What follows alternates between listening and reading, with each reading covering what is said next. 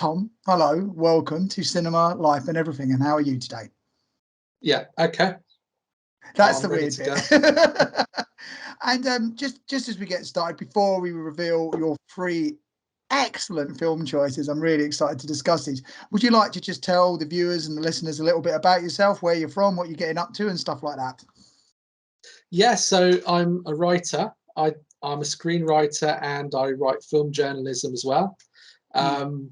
And then a little bit on the side, I do a few football videos on YouTube, stuff like that. So yeah, I'm always writing, but I think screenwriting is my like first passion really. Yeah, and I've had quite a few feature films out on release. I've seen Renegades. I was having a look. I was doing a little peruse before we started speaking today, and I want to get some more information about The Baby in the Basket before the end as well. I think that's very important. Yeah.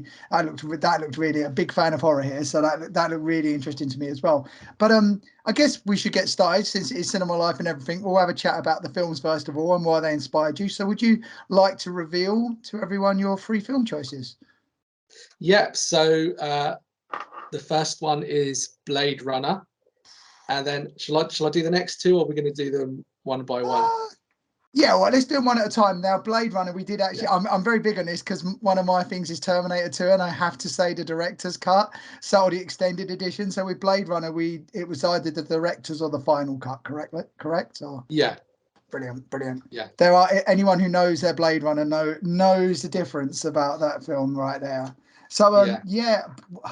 This is such a silly question to ask as anyone who loves film. But why Blade Runner, Tom? Yeah, I think so. When I was growing up, I was just a massive film fan.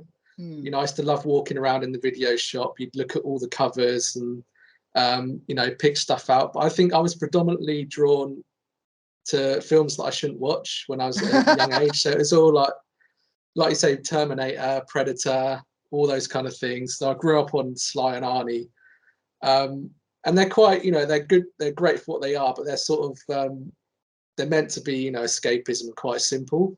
But then Blade Runner was the first film where I thought, you know, that had layers to it, and it was the first one that I really understood that there was layers to it as well.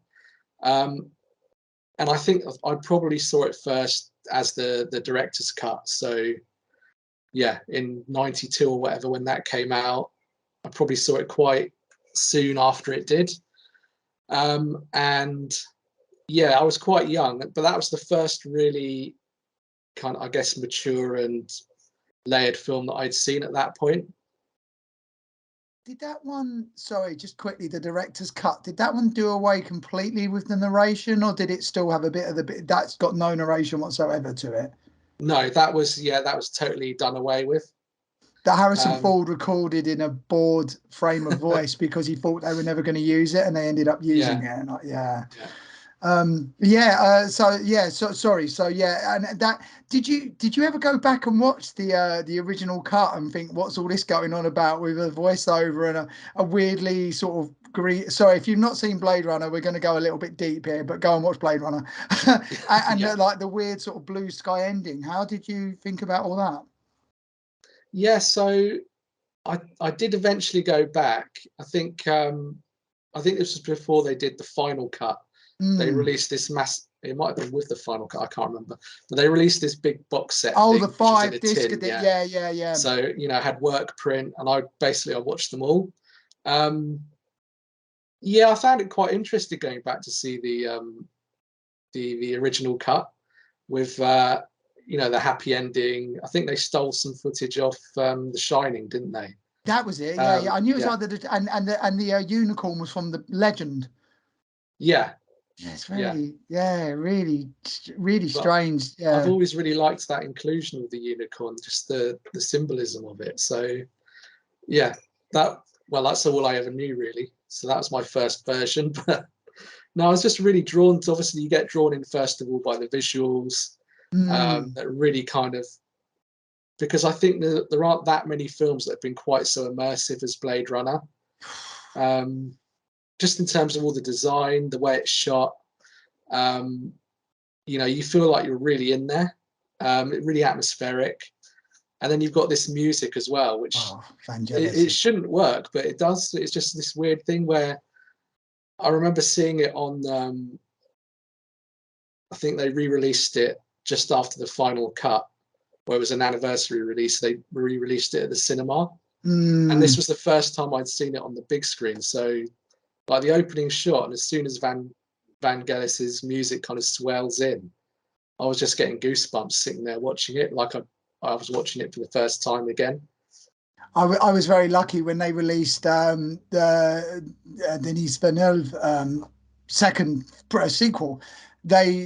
Where I was living, they showed Blade Runner like the week before to the not, but yeah, just I mean, it was a pleasure to see the second one, but then also to see the first one on the big screen, and just the cityscape seems so much bigger, and it's what an absolutely stunning experience. It's one of those ones that you need a sort of big telly, or better still, to see it in a theatrical environment with really good speakers for it to make the difference. Yeah, absolutely. Yeah, I mean, I'd seen it so many times at that point, but just, you know, on the big screen, it was completely different.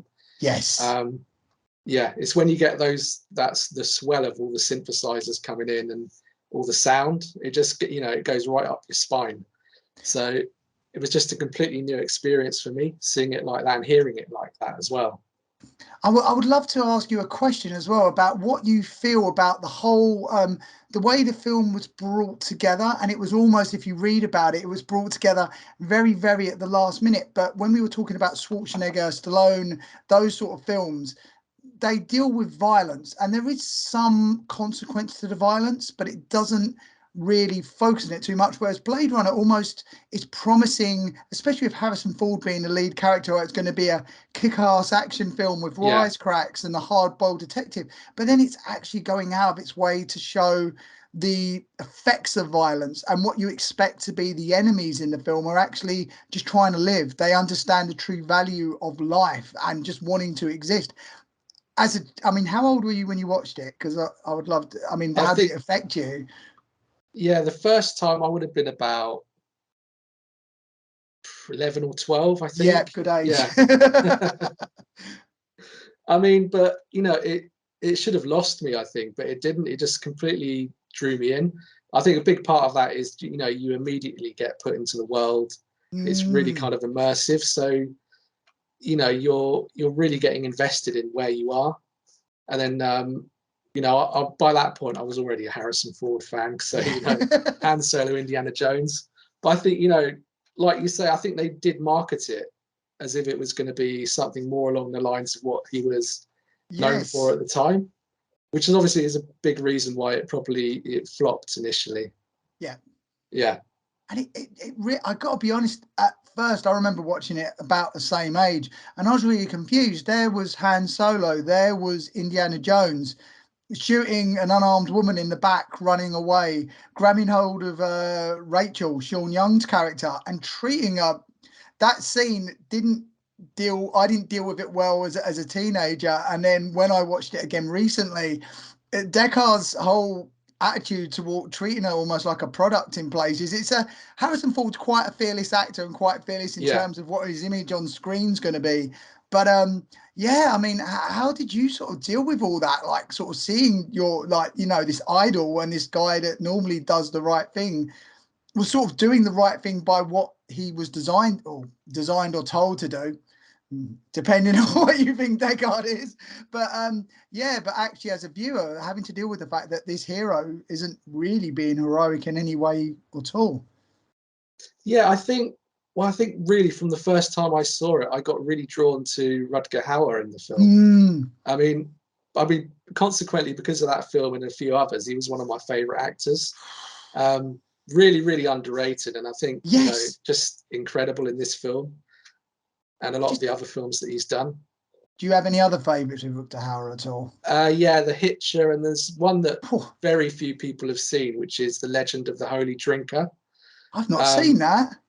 Oh, that's a really good one. It's completely kind of different for him because he's not playing someone who's quite, you know, really intense. He's normally got this intensity to him. Yes. Yeah, but that's an interesting one. It's kind of like a fable story, and he's playing this holy drinker that gets given some money under the proviso that in a certain amount of time he pays it back. You know, as to the best of his ability, he has to try and pay it back. But really interesting film, because it was originally going to be for Robert De Niro, but he ended up getting it. So it's definitely one worth seeking out. For ages, you just couldn't get a good copy of it, but I think Arrow released a good Blu-ray of it. So Right, The Legend of the Holy Drinker. That's on my to-watch list.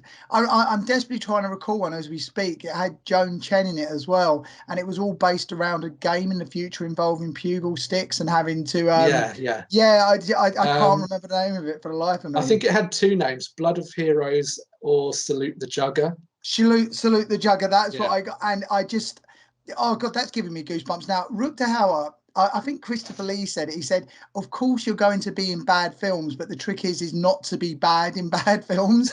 And Rutger Hauer, if you look at his list of films that he's made, he's absolutely filmography's like multiple scrolls down. But I never saw him phoning it in. And getting back to Blade Runner, of course, everybody remembers the iconic scene at the end, like Tears in the Rain, which is just, considering he wrote some of it himself, like the night before. And I think, if I remember rightly, because I read the book about Blade Runner, they only had like 3 or 4 takes of it because production was shutting down the set because they'd run out of money as he was filming that scene. No pressure, but just his delivery and the moral ambiguity of him, but just he's doing these horrible things, but he wants to live, and in his last moments he chooses to save Deckard, and it's just the emotion he imbues with him. It's just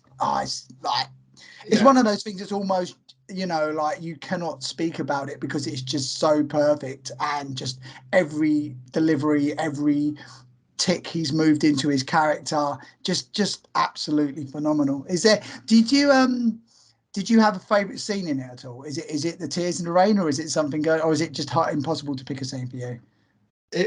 I mean, that is definitely up there. I think it's quite difficult. I think everyone's great in it, but I think anytime Rutger Hauer comes on screen, particularly, it's just something about his performance and his character that are just so unique. Like, you've never seen it from, in another film, that kind of character. Because that whole idea of a 4-year lifespan, and they've got their sort of the false memories that kind of guide them to a certain point, but they're trying to learn and deal with all that, the complexity of human emotion in such a short space of time that they can't. So they're prone to, outbursts of rage and things like that. I think he really captured that, and he was, he had that quirky sense of humor in it as well. Just really compelling. One thing that really, on rewatching it just before we had this conversation, one thing that really struck me as well was all of the characters, Daryl Hannah as well, they all had a sense of childishness about them as well, which makes complete sense because they've really more or less just been switched on.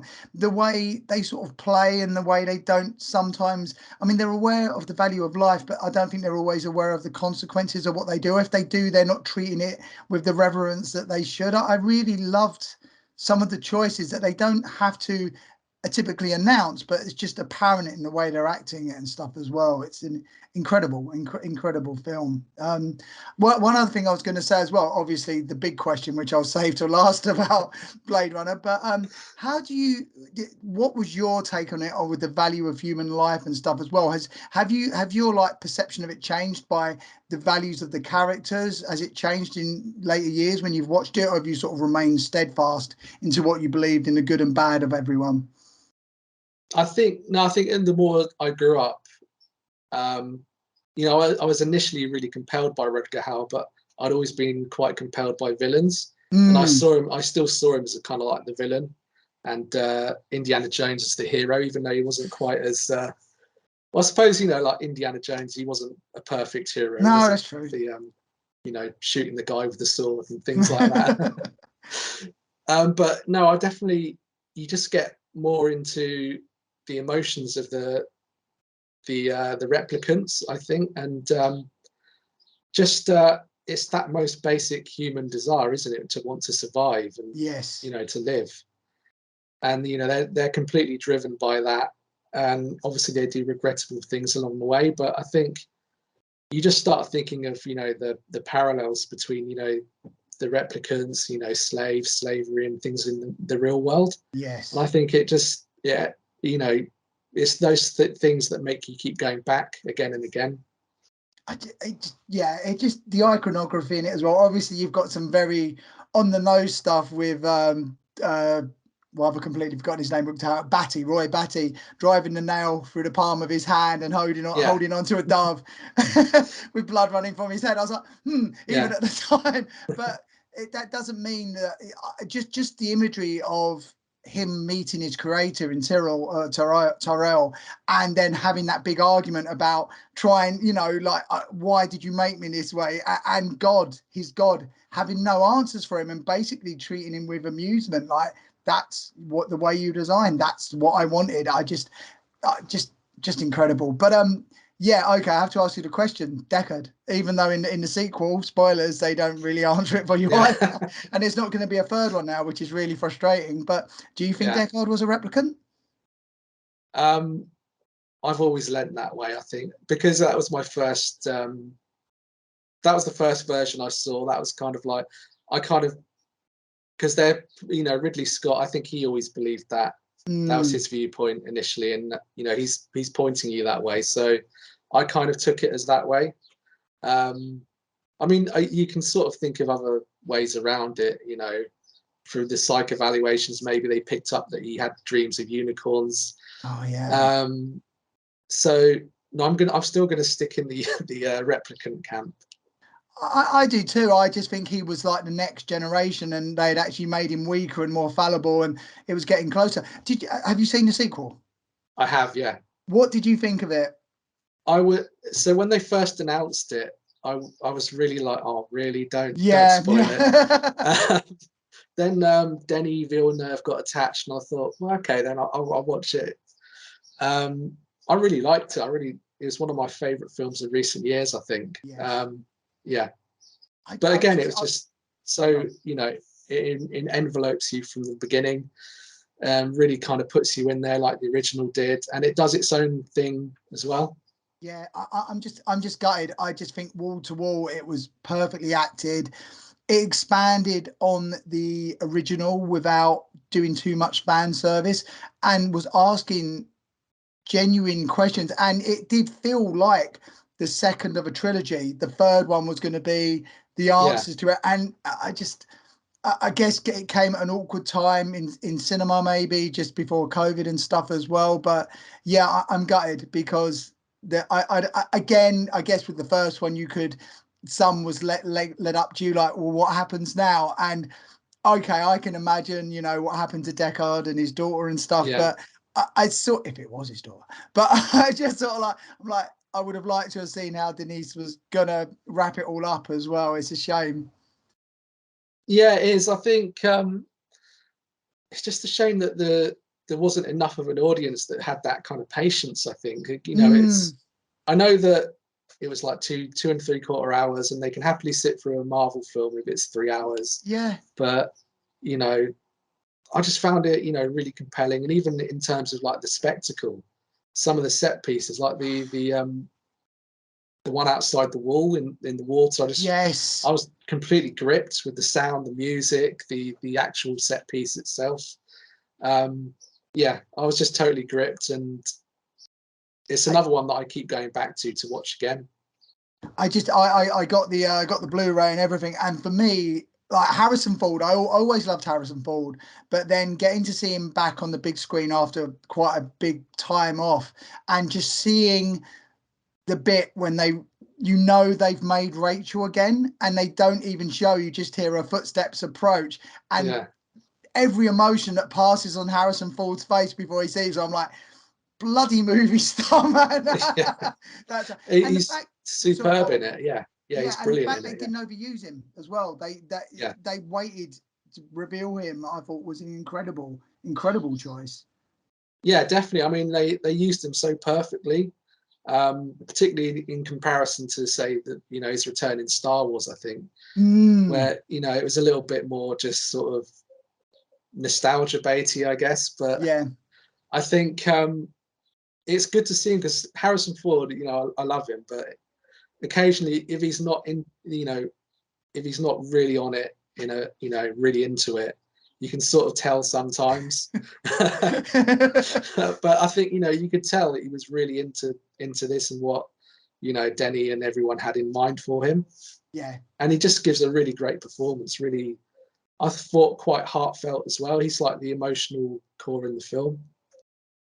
I just as well seeing Dave Bautista in there being a wrestler myself, and just the way they even used him, like him being this big hulk of a man, but being so timid, and it's like, okay, we've got to do this, and using him in such, again, there were so many interesting choices made, and having Gosling's character Kay as really a bit like Deckard in the original, not being that good, like just being saved by everyone else, and the plot happens to him rather than him being able to instigate anything. Just an absolute masterstroke. So anyone who hasn't seen the second one, if you haven't seen Blade Runner, Jesus, stop watching this and go and see Blade Runner. But it's well worth following it up. And if you didn't like it so much at first, like you say, compared to a Marvel film, give it another chance, because it asks some big questions and asks them beautifully as well.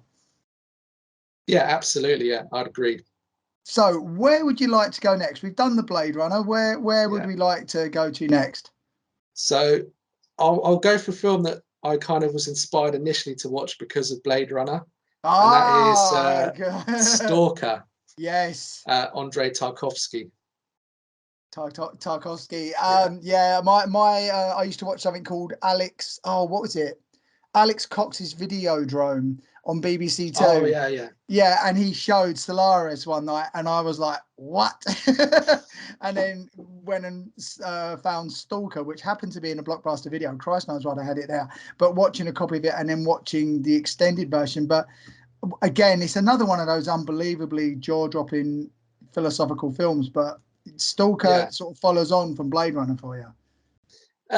In some ways, I mean, Blade Runner kind of gave me this love of sci-fi and, you know, like Philip K. Dick adaptations. So I love Total Recall, all that kind of thing. So I got to this point, maybe it was probably about 20 years ago, maybe a bit more, where I was just looking for another sci-fi film to watch. That's a hell of a and I thought, hell of a choice.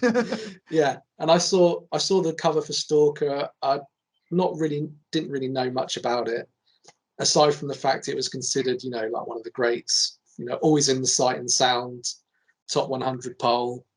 So I watched it, and then that was my first introduction into like Tarkovsky style, which is, let's call it, slow.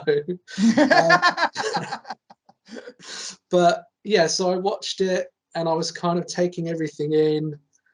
I was sort of sat there on these massive long takes where you think nothing's happening, but I'll get to this in a little bit. And I got all the way through it, did it in 2 parts because you had to flip the disc on this one. Oh, wow. Is that long? Yeah. And I just didn't understand it at first. I was kind of like, well, you know, it looked really interesting, and I wasn't, you know, it was quite, you end up almost becoming in a trance at times. Yes. The combination of the sound in it and the little bits of music when they use the music. So I wasn't hugely enamored, but it had kind of left its claws in. And, you know, increasingly as I get older, I love films like that, where maybe the first time you're raising an eyebrow, thinking, well, interesting, but I'm not quite sure what it's about. But then you end up getting compelled to go back. Yes. So yeah, it took me about 10 years to go back, but it was always sort of every now and again I'd start thinking about Stalker, and I'd want to go back. I watched it the second time, and I was thinking, so now I'm getting it a bit more. And then you start watching a few YouTube videos, because YouTube's around at this point. And they've got all the breakdowns, people giving their, you know, opinions on it and analysis. And I think that's the beauty of the film, is that when you watch it, I think Tarkovsky was always adamant that he didn't want people to kind of read too much into symbolism in a film. He wanted people to experience it and feel it and kind of bring something of themselves into it. So Yeah, I think the more I kind of watched it, and the more I watch it again and again, I pick up new things, and it really kind of compels me to, analyze the film. Um, yeah, I just found it really kind of interesting, and I love that kind of thing where you can go back to a film and you want to go back again and kind of study it more. Yeah. Do you feel like a frustration sometimes? Because I had something similar, like you said, when a film and the imagery won't leave you, or a certain scene won't leave you, and it's become a bit of it's got lodged into the old memory bank and the subconscious, and you're like, yeah, I'm not sure if I liked it, but I can't leave it alone. And this almost plays back into Blade Runner and Blade Runner 2049 as well, that some people feel the need to have everything spelt out for them, everything makes sense, or they feel like, Yeah, oh, I didn't get that. It's like art, you don't always have to get it. It's more about art should ask questions, and every interpretation is right as long as it has got meaning to you. yeah, definitely. Yeah, I think I've got really kind of eclectic tastes in cinema, so I love so many different types of films. I'd even happily sit and watch a shark film, Yeah. Asylum or something like that, Mega Shark or whatever silly title they have. But sometimes I get really kind of intrigued by films that really kind of hook you and then they don't leave you. Mm, Um, Sometimes you need to go back to kind of reconfirm whether you like a film or not. Um, I've had to go back a couple of times with Only God Forgives, and I'm still kind of on the fence. yeah. Um, but no, I mean Stalker. No, I love now. That's one of my all-time favorites because it just really kind of, when I focused even more and I analyzed what was happening and you know gave my own kind of interpretations as it was happening, I found even more enjoyment from it, and just picking these little subtleties that you pick up, and there's a lot in there, and it's never by accident with someone like Andrei Tarkovsky. So you pick up on these little things about how time acts in this place, in the zone. So you got the stalkers, they're going into this place where called the zone, where they have to find the room, and in the room you'll get your ultimate wishes granted true. So there's, again, it's elements of like fables and fairy tales to it as well, which I find interesting. um, and yeah, I just find things about that film really compelling, and the performances, the more I look back, just really Yes. amazing by the three main guys in it. I remember one big thing for me when have you seen Annihilation, by the way? Yeah. With Natalie Portman, when that come out and everyone was like, oh, and I'm like, wait a minute.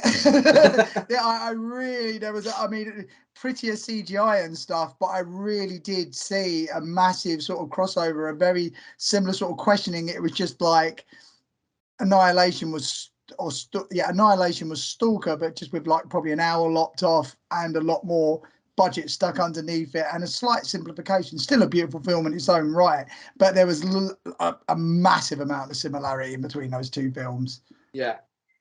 About Yeah, I could definitely see that. Yeah.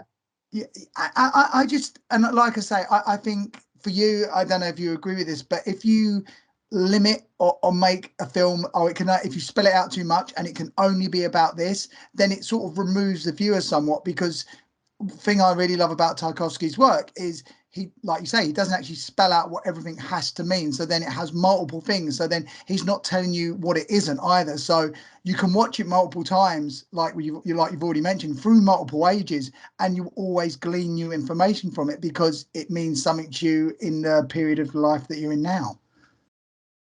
Yeah, most definitely. Yeah, I think I think he was particularly good at that, where you can, you know, like he preferred. I think he wanted people to experience a film as like an emotional experience and be really kind of involved in it. And Mm, obviously, as you mature in age, you have different viewpoints and you bring something different to the table each time.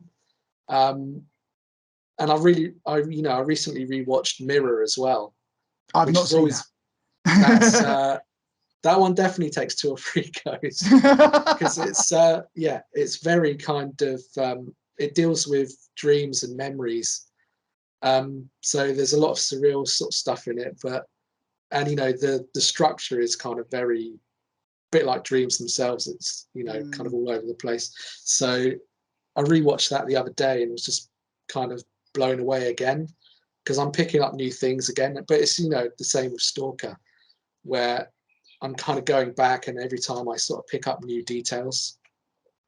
What do you think keeps you watching and keeps you interested and want you to make you rewatch it? Because there are films that I'm not gonna. Every film has its value in its own way, but there are films that are chock full of symbolism or chock full of what you believe to be meaning, but they just don't stick, and you can feel almost as the director or the cinematographer is just wanting to play with a bag of tricks. What do you Yeah. think separates Tarkovsky's work, and you mentioned Winding Refn's work as well, Winding Refn, that makes it stick? What gives it that difference? Is it a confidence in the director, or do you a belief that you know that he knows what he's talking about? Yeah, I think he's probably similar to Kubrick, where everything feels organic for the film and nothing feels, accidental, nothing feels forced, really. I think, you can have some films where maybe a few, like A24 films, are kind of starting to angle towards this, where sometimes, it's all a bit forced, where, I guess it's what they used to call sort of pretentious filmmaking. A little bit, like they're forcing it, to try and have all these layers and things Yeah. that don't always necessarily benefit the film. Sometimes it can be lost, and if you've forgotten the characters themselves, and you still need to be engaged in the journey, even if Yes. the director has all that subtext. And again, with Stalker, I'm really interested in the journey that the Stalker, the writer, and the professor make. So it comes back for you to the writing and the emotional connection. You have to feel that there is a connection there. Otherwise, it is just symbolism for the sake of symbolism. Yeah. So I mean, he never really had complex stories. So No. he kept them simple, but there's always some kind of journey, or learning curve for the characters, and it's just always really engaging. And a lot of he has really, I don't know how much is lost in translation, but he has wonderful dialogue, and I know he uses a lot of sort of poetry in a lot of his films as well. And quotes from other texts like the I Ching and stuff like that. It's very interesting how for me it's sort of like watching his work is almost like a filter. He is drawn from all these inspirational points and he's distilled it into, this is what I want to put on the screen. But then because there are so many different points of reference, it all explodes out again. It's just he's almost like a conduit from all this knowledge. Yeah, and he's totally driven by his own kind of process to do something really unique. It's not like, if you look at some films that were influenced by Tarkovsky, there's so much influence there that they're almost too connected to what he's done already, or they sometimes they'll still have to kind of succumb to marketing and audience expectations. So they've got to have certain things in, and you almost have to work around that, to make things more palatable. But Tarkovsky just completely and utterly did his own thing. Yeah. And that is such an interesting thing as well, that have a unique voice. Sometimes it's not always going to be understood, but whether it's loved or hated, at least isn't safe. And do you believe that's a really important thing for art as well, that a purity of vision, a trueness to your belief? So whatever's going up on that screen, it has been your edit, it has been your script, it has been your directorial and actual choices. So it's true to what you wanted to put up there, as opposed to having to pass through the hands of many producers or someone else's edit, which suddenly your film, your ideas have lost their meaning, or the meaning has been altered in some way. Yeah, absolutely. And I think it's almost becoming more of a rarity now to have that, total kind of auteur cinema. So all those kind of old visionaries that, like Kubrick and Tarkovsky and Bergman, they're the kind of people that are finding it more difficult to kind of get noticed now, or to find an audience. I think it's quite difficult now. I think initially A24 were quite good at picking these people up, but they're becoming more and more kind of mainstream, I think. See, the more money that comes into it, the more that, you know, they start, I guess they start wanting to follow certain formulas. And yeah, so yeah, I'm really sort of drawn to the, you know, the auteur cinema, where, you know, for better or worse, you're seeing a director's complete vision. I do find it interesting now. Obviously, I think every generation pays homage or steals or borrows liberally, whichever way you want to call it, from the generations before. But it was very interesting in watching something Everything Everywhere All at Once, which I love, where there are some really strong Kubrick connections in some of the shot choices. Tarkovsky, Blade Runner I was going to mention as well. Since Blade Runner, I don't think there's really been a future driven film that hasn't owed something to the stylistic choices that Ridley Scott made in his film. Everything, if you know the references, everything is always a callback. And it is, the two films you've chosen already are iconic because they were unique and brave in their choices. And it's still waiting for that next sort of breakthrough of cinema where that you're going to get this next unique voice again. Do you think that is a possibility, or do you think with streaming and the way there's so many mega multi-million-dollar films on the cinema now that's sort of been lost, or is it going to come through in a different format, like, I don't know, a YouTube or like an online version like that?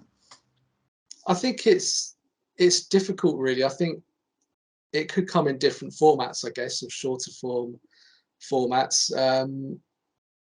But in terms of sort of narrative cinema, I think because everything's become so production line, and you know, it's you know, it's becoming more and more like that. Certain studios are kind of monopolizing, and you know that everyone's trying to compete, you know, furiously to sort of, you know, keep up with them. Disney.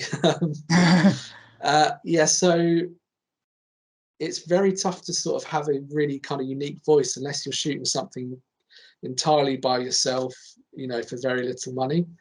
But you know, then those films find it very difficult to find an audience and to get picked up, because there's such a massive content now as well in comparison to, you know, where there might have been 5,000 films a year. Now there's, you know, 200,000 films a year. Yeah. Do you feel though that, I don't know, I personally think there might be a silver lining here, that at the moment with the rush for content and some content being shorter and shorter and shorter, like 15 seconds worth of content, there's going to come a point where quality is lost, that people will start to yearn for maybe taking a bit longer and producing a truer vision. Like, money or the way the audience goes is always going to eventually or what the producers will invest into. So I don't know if you feel this as well, that hopefully streaming will hit a point and a saturation point where, all right, there's a new show every day, but they're all of such just been rushed through on the script, rushed through on the filming, rushed through on the editing, that people are going to go, we'd rather wait for something good as opposed to just giving us the new shiny object every single week. Yeah, I mean, I hope there was like, yeah, I mean, like when, you know, when Parasite came out a few years back, and then everyone was sort of thinking, okay, good, everyone's appreciating the fact that it's you know, a brilliant film, and you know, maybe that'll open people up to watching world cinema or watching indie cinema. Yeah. It did sort of initially, but I think we're not really chipping away at the fact that you know, cinemas are getting dominated by, you know, $200 million movies at the moment. You know, A24 was kind of making these films really popular. I mean, Everything Everywhere All at Once is kind of very, you know, I really enjoyed that, really unique, lots of unique energy to it. So that, I mean, that was great to see something that inventive and interesting coming out with kind of similar themes and ideas that the $200 million movies were doing with the multiverse and things. So, but you know, A24 now, they're getting bigger and bigger, and they're almost becoming mainstream. So it's difficult, even when you think these doors are opening, you know, everyone starts following the bigger money path, and it's difficult to kind of keep those voices coming in. So I think ultimately that's what's going to save, cinemas themselves, is people, wanting to search out more interesting and diverse content, basically. Because, I love the big blockbusters. I love going to see Top Gun. That was incredible. It was way better than it had any right to be. And I remember getting, I went to see it a few times, but the first time I got in there, the original music kicks in and stuff. And it was another great example of one that was callbacks, but not complete fan service. But just the initial music when the kicked in. I just looked at the bloke at the right of me because I was welling up, and the guy beside me was completely quiet. And I was like, yeah, it's that good, isn't it? It was, yeah. I mean, I wasn't even a massive fan of the original, but I was still into it. I joked at the end of it. I said they didn't need to call it Top Gun. They should have just called it Tom Cruise the movie, because it did just feel like, or just cinema the movie. That the fact is like, this is why you come to the cinema. It's an event. It was after, like I say, being locked down and enjoying streaming, but okay, this is why I sat in a cinema. This is why I wanted to do this. It was a rush of adrenaline. That was much needed. But yeah, I agree, you do need the smaller films and stuff as well. And I want to get onto the third one now, if that's all right. And I don't really want to call it a smaller film, because by no means is it. I absolutely adored this. When you mentioned this was one of your choices, it's something that I had heard about through Thomas Flight, Cinema of Meaning. He talked about it endlessly, this film, and I was like, right, I have a bromance with Stephen Young that I want to watch this. And was blown away. So sorry, Tom, your third film is Burning. Yes. Oh, you're going to switch up on me then. I was like, no. Burning. To anyone that hasn't seen it, and I sort of found out about it just through word of mouth, but if anyone like Parasite, if anyone wants to discover about world cinema and stuff, get your movie subscription, or I bought it on DVD, and just wow. Just it's one of those ones that I'm saying, if you haven't watched it but you're listening to this and you're like, oh, Burning, I'll watch it after listening to this. We're probably going to do some spoilers. It's one of those ones that I went in and watched completely blind, and I would really, like Parasite, recommend you go and watch it blind, because Christ almighty, what an amazing acting. And it doesn't give you, there's some amazing foreshadowing, but it doesn't give anything away. And bloody hell, I mean, cinema as it should be made. So please, Tom, take it away. Again, it's one of those ones where I'm going, why did you choose this? And I'm like, I know why you chose it. I think, well, I was like you, I went in completely blind. So I was, I'd sort of heard about it in passing, like after Parasite. Everyone sort of for a brief moment, a few people were sort of like, oh, I want to watch some Korean films now. The same thing happened like 20 years before after Old Boy. Everyone's like, suddenly, so I'm really hoping that movement just carries on, because they keep producing wonderful stuff. Unbelievable. So I was just strolling through HMV one day, I thought, I'll have a look in the world cinema, and I'm going to blind buy something. And I thought, Burning. I think what a shot. I wish it always came out like that. But so I bought it. I watched it with my wife, and it's one of these films that has a lot of patience in what it does and how it tells its story. Because around about sort of just over halfway into the movie, one of the characters disappears. So you got three characters. You got the lead, Jong-soo, and then you got Jaime, this girl he meets, reacquaints himself with, former neighbor, and they kind of get together very quickly. And he's a little bit kind of swept up in it, and ends up looking after a cat while she goes off to do some traveling in Africa. And then obviously Stephen Yeun comes back in with as Ben, this kind of very Western influenced Korean guy, who's you're never quite sure what he does. He just says he plays. He plays. He plays. So it's just this really interesting dynamic of like, you got these two people, then there's a three, this awkward sort of three-way of relationships. And then Jaime disappears, and it becomes this different film entirely. I'm always really interested in the way he split this into 3 parts, with like first there's 2, then there's 3, and then, you know, she disappears and you've got this kind of missing person film that goes, you know, towards the final act. And then the Hollywood equivalent to that would be she disappears in the first 10 minutes. Yeah, and that's there'll true. be, yeah. So it's just really interesting the way he's done this film. You know, with the pace is quite careful. I'd say he's very patient in, you know, bringing you into what's happening, feeding you information, you know, all of which can work and feel relevant, but then there's something that conflicts that. Yes. And then you're also driven by, you know, the protagonist's perspective. So he's leading you one way as well, but then you've got all this conflicting information that, you know, things that might be relevant might not, in terms of how you decide what happens to this girl, basically. And I found it interesting. I watched it, and at the end I was a little bit, because it didn't follow the Hollywood patterns, I guess. There wasn't a set No, it really piece. doesn't. There wasn't, you know, a clear, defined outcome.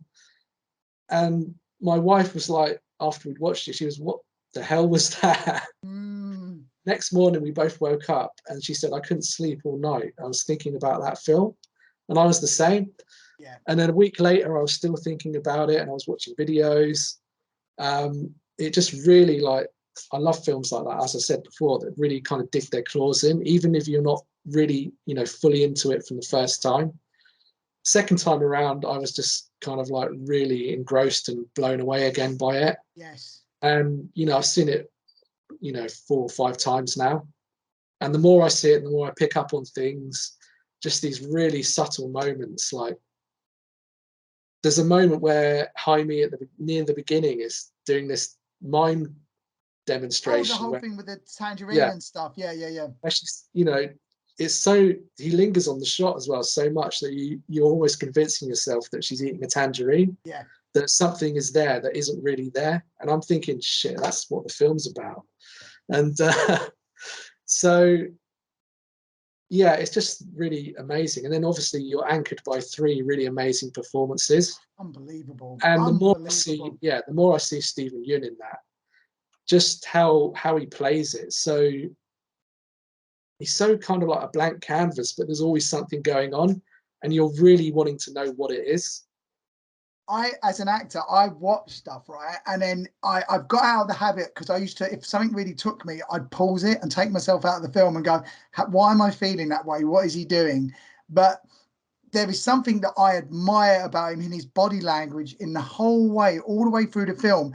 He is showing status and just removing himself constantly and amusedly observing it like they are performing Yeah, for him. And just the way he does it is just like, and you completely believe it. Then you see him in something like Beef or in The Walking Dead, and you're like, it's like, wow, that transformation of this character, like a real Patrick Bateman, but even more so, because there's no real playing for laughs in it. It's like when you no, watch it with the knowledge of watching it for all the way, you're just like, wow. yeah. And you've still got that ambiguity about, you know, Yeah, just did he? how dark is he? Is he, you know, is he a sociopath? Is he a psychopath? You just really, you still go back and wanting to reevaluate what he's doing and just what his character is up to.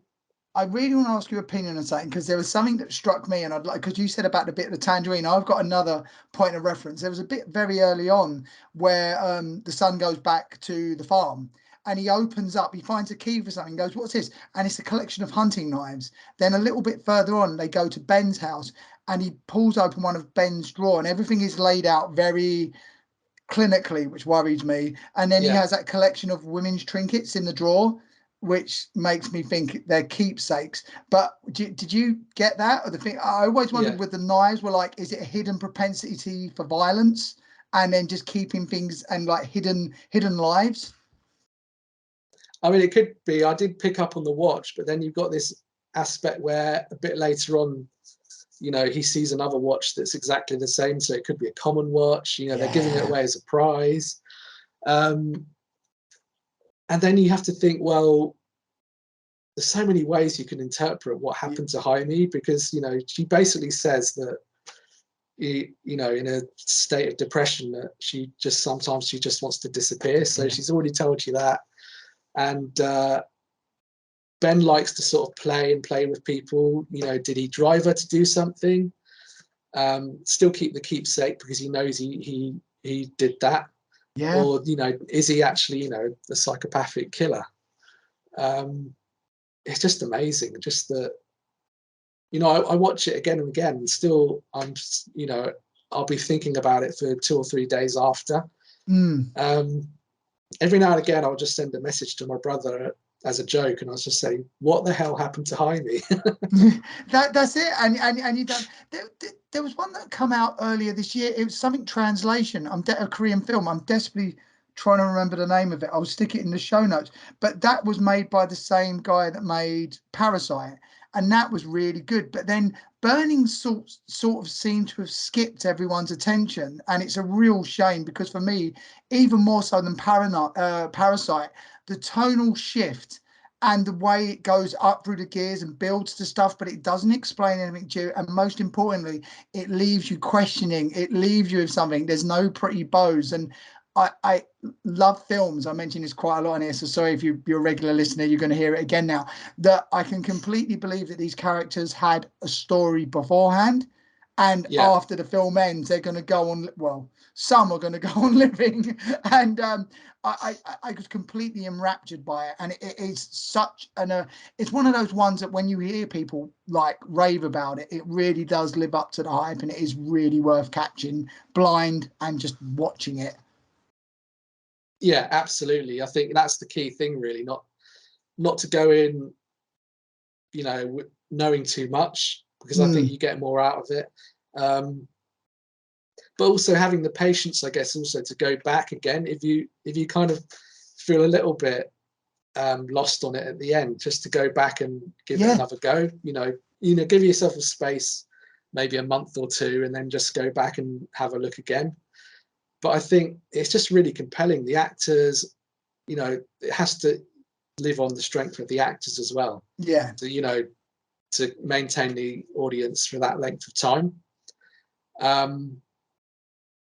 But yeah, no, just a wonderful film. I think it's just one of those rare films from the last, I don't know, like 5-10 years that, you know, I'm really, really kind of hooked into in almost an obsessive way, I guess, where you're just, you know, you think about it randomly, or every now and again, you go and look at a breakdown video that someone's done, think, oh, that's an interesting take on it. I love the parallels between because they even Faulkner, they even name drop the author in the film, which had burned because it's based on a Murakami novel, which was then based on another novel by William Faulkner, and that deals with class. And I think even if you take all of what happened out of it, the way it deals with class, a lot like Parasite, but without implicitly having to, it just those little asides like that, oh, you've got a Porsche, and the way he has to wave goodbye, but as soon as he realizes how moneyed up he is, he starts to bow to him and stuff as well. All those little touches are just so perfectly done, and those wonderful critiques without having to sort of hammer you over the head with them. Yeah, exactly. Yeah, because I think, you know, as I said before, the Hollywood version would probably get the hammer out and start hitting you with all the, you know, the subtext about class and things like that. And then you've got the, you know, the whole father-son thing. You know, obviously Jung-Soo's dad has a problem with his temper, and you can kind of see every now and again Jung-Soo just start this, you know, he's very calm and very kind of like that kind of guy that you poke and keep poking. Yes. But, you know, there's going to be, you almost sense it, that there's going to be this point of, you know, where he explodes, basically. Yeah, just really, really excellent filmmaking. And again, it is one of those rare examples of a total vision. You know, the director has just got his vision completely across and done it his way. Well, you know what? Maybe we were just talking a minute ago about, do you think there's going to be a chance of like a complete vision and stuff still ending up on screen?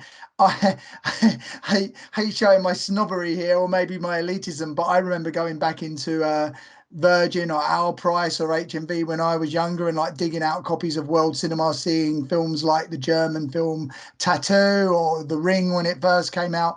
And maybe that's where the answer lies, in world cinema, where it's unencumbered by the Hollywood sort of typeset and you can actually create outside the usual restrictions. I think so. Yeah, I think I'm increasingly more drawn to indie stuff and world Yeah. cinema. I think probably, I mean, I kind of got opened up to it more when I started studying film. I studied film at university. That's really what first opened me up more to sort of world cinema, because to that point it was just John Woo and Jackie Chan. Nothing wrong with that, sir. Definitely not. Definitely not. Yeah, that kind of opened me up. And then, you know, every now and again there'll be a film that comes out. So, you know, like after Parasite, I went back and watched The Handmaiden, which I found really enjoyable as well. Just like the definition of sumptuous, and you've got probably Handmaiden in the dictionary by that. Yeah, I think, you know, Korean cinema in particular, I'm finding really engaging at the moment, because they're having a really, you know, a really interesting wave of films at the moment. I was just wondered, I mean, the last one I mentioned now, Snowpiercer as well. That was one that sort of got brought up by Miramax. And because, again, the director of, sorry, I'm forgetting his name, the director of Parasite wasn't willing to alter the film to make Chris Evans more of a hero, that it just got buried. But that's something, another one that if people are listening to this, you want to go back and discover another bit of incredible Korean cinema that doesn't really spell it all out or give you like the definitive ending, but gives you a beautiful piece of thought work to go away and, you know, go and have a good old ponder over. I would say Snowpiercer is a great one to check out as well. Definitely, yeah. That's one, because, you know, very few people had seen it. I discovered that quite late, so I think I went back to that after Parasite. Oh wow! Yeah. So, and yeah, it is really good. It's got that perfect blend of all Bong Joon-ho's kind of sensibilities and style. Thank you. And you know, it's in the English language, so, you know, people don't, if they're slightly concerned about subtitles, which is a shame if they are, but, you know, it's an English language film. It's got certain Hollywood aspects to it. Yeah, that's definitely one that I'd recommend as well. Brilliant. Great. But yeah, Memories of Murder as well. I'm not right. Another one on the list. There we go. But I mean, anyone who likes serial killer films and Zodiac and Seven, yeah, they'll love that one, I think. So Memories of Murder and Mirror are the two that are going on my list today. This is going to be, I mean, I'm looking forward to it, mate. Well, listen, Tom, thank you very much. We've done the hour. We've flown past. I really appreciate the chat, because you have a tremendous taste in cinema, and I think we've only just scratched the surface. So if it's all right, I might get you on at another time as well, and we could discuss another three. Absolutely. I could probably do 100 in one go. Yeah, no, this is it. I think I always have to say this as well. When I say to people, your three favourite films, I know it's impossible, but it gives us a good jumping off point. I mean, there were definitely a few others that I could have rotated, but I'll keep them stum for now. Brilliant. I look forward to it. So listen, before I go, Tom, I'll put this in the show notes as well. But like I say, very early on, I mentioned about your Kickstarter campaign and stuff. Is where people can follow you and where people can jump on board to get, you know, help fund you and stuff like that. I'd really appreciate it to give you the shout out here. Yeah, thanks very much. Yeah, so I'm making The Baby in the Basket. I'm the writer and co-producer. We're just crowdfunding at the moment. And again, this goes back to sort of wanting to get your own vision, not, you know, encumbered too much by studio ideas, because, you know, it's going to be we're really inspired by old Gothic horrors. Amazing. Yeah, we don't want to make The Nungeing or something like that. Because you know, if we go to a studio and ask for money, it would be like, you know, we need some creepy nuns in it. So we're going to make it our way, hopefully. The crowdfunding is going quite well, but we could always use a bit more help from anyone who wants to get involved, join the team. Yeah, so we've got the crowdfunder there. People can catch me on Instagram, which is not my main hangout. Yeah, so that'd be good. And anyone that wants to look at the campaign would be much appreciated. And what's your Instagram handle, please? Just so you can say it as well, and then. Yeah, so at Jolliffe Productions. At Jolliffe Productions. And how do you spell that, just in case? Yeah, and it's in the show notes as well. I'll stick it in there. But yeah, nuns don't come cheap. So yeah, help him out with the Kickstarter as well. No, listen, absolute pleasure, mate. I've loved every second of this. And yeah, like I say, let's get you back on in the future, and we'll discuss another 3 amazing films. All right. Absolutely, I'd love to. Take care, mate. Thanks All the a lot, best. mate. See you later on. Bye now. Cheers.